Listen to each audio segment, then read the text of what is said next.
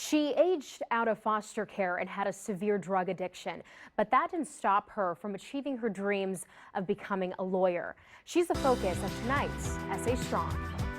Growing up, Laura Zacharias says she felt alone, trying to fill the gaps. I had never had a mother and a father who were there, who had dinner with me every night. At the age of 12, I started experimenting with drugs, to say the least, a big hole in my life. I felt like I was missing something. And it got harder. I had contemplated suicide on several occasions. I think the first time that I had ever contemplated it was at the age of 10.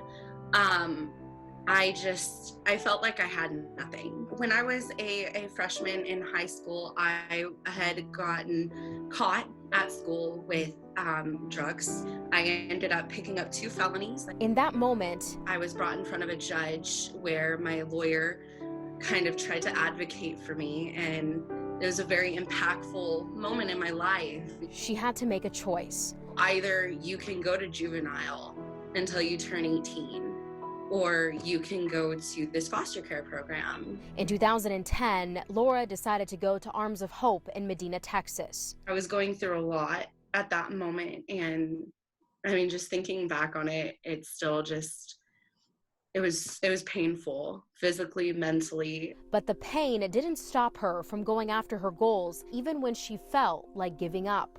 I didn't believe in myself. I didn't believe in God. I believed in nothing. I was empty. I graduated salutatorian of my high school and got accepted with a full ride to Schreiner University. They supported me through undergrad, and then even after undergrad, when I got accepted into law school, they stood by me through all of it. I wasn't alone for the first time in my life. Today, she is using her voice to give back to the place that was once there for her when she needed help.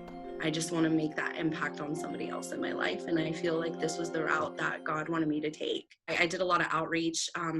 I still do a lot of speaking events for them to try and get funding for children who are in similar circumstances, suffering from addiction, suffering from, maybe losing their parents or abusive environments. What ultimately made you decide that you wanted to be a lawyer? Going through that process as a defendant, seeing the injustices. I just hope that every child out there who's suffering from addiction, who's suffering from abuse, realizes that that's not your life. That's not the end.